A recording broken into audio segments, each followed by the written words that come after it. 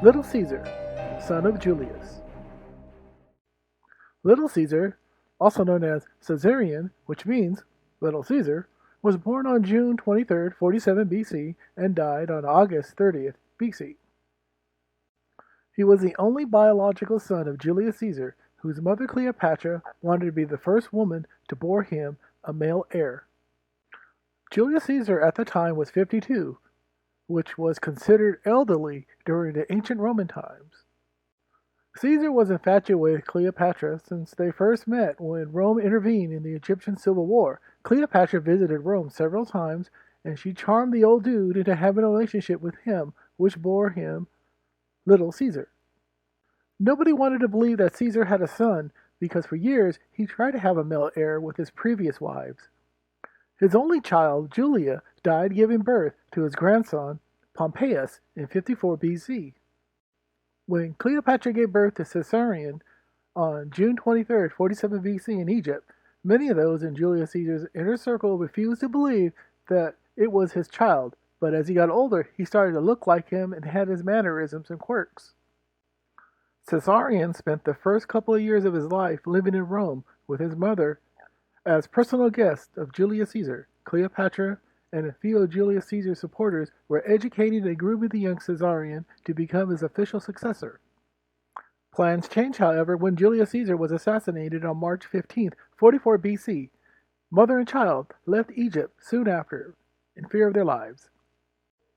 Cleopatra named her son co-ruler of Egypt on his third birthday with the name Ptolemy XV, Caesar. She compared their relationship to Isis and Horus. She even had a statue made of Horus and her son.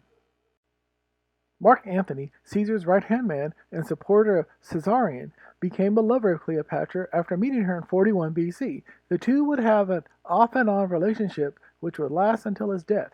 He would officially recognize Little Caesar as Julius Caesar's official heir and gave him the titles Son of God and the King of Kings in 34 BC. Octavian, the grandnephew of Julius Caesar, had a falling out with Marc Anthony, which culminated into a civil war between the two factions. Marc Anthony, however, was content on living a life of luxury in Egypt, but Octavian wanted the rich treasury of Egypt and their granaries. The two sides, Rome versus Egypt, fought until Anthony and Cleopatra's forces were defeated at the Battle of Actium on September 2nd, 31 BC. Less than a year later, Rome invaded Egypt on August 30 BC. On August 1st, Marc Anthony killed himself with his sword because he thought Cleopatra had died. When his friends brought him to Cleopatra, he died in her arms. A distraught Cleopatra killed herself on August 10th, 30 BC, in front of her loyal servants, who also committed suicide after her death. Cleopatra's suicide ruined his plans of publicly humiliating her while showcasing her in a triumph parade before her execution. But what to do with Little Caesar?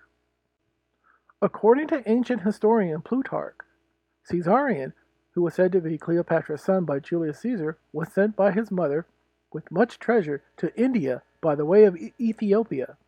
There, Rodin, another tutor like Theodorus, persuaded him to go back on the ground that Octavian invited him to take the kingdom.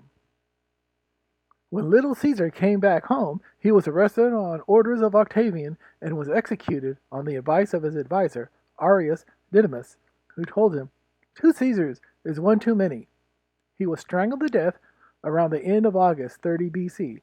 His exact date of his death is unknown.